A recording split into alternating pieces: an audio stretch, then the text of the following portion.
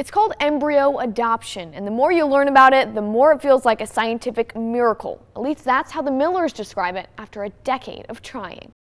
They are so funny. Dalton is like little Mr. Personality. Like, he's a smile that just takes up his whole face. Mary Elizabeth is our little independent gal. They may look like just a couple of happy babies, but these two have a story different than most. Never suspects or assumes that they're going to have difficulty, so it kind of caught us off guard. Mary Leah and Rodney Miller hoped to have children a few years into their marriage. But at a year of us naturally trying to conceive, we were referred to a fertility clinic. 1 in 6 couples experience the same challenges. The Millers tried in vitro fertilization, which is successful in about 60% of cases, just not the Millers. But the first time we went in for a transfer, I was told there would not be one.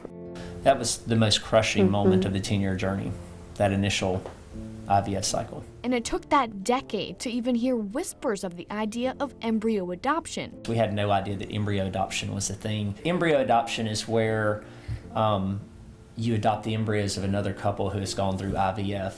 They explained the 2 main reasons why couples would put embryos up for adoption. Their families are full, or a health complication leads them to stop their IVF journey. And so they do not want to destroy them or discard them. They were immediately drawn to the idea. It really allowed us to do the 2 things that we were wanting to do. Number 1, it allowed us to adopt, but it also allowed me to carry our children. The second we got off the phone with them, like, we just knew, like, this could be our journey. And it was, leading them to get matched with a couple. It's just, and I'm gonna cry, I cry every time we do this.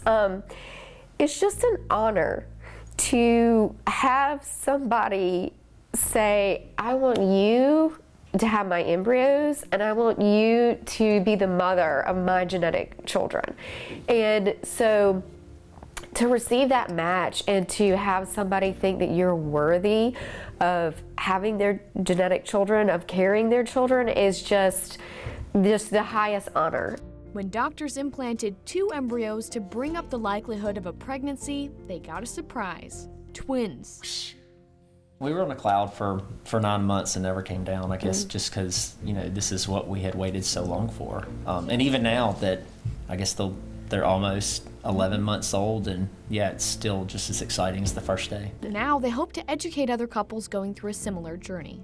We're just excited to get to raise them and see them, how they grow and flourish, and just the path that the Lord had intended for their little lives. And after all that, they tell me their only regret is that they didn't know about it sooner. Oliviana Kelmes, WBRC, Fox 6 News, on your side.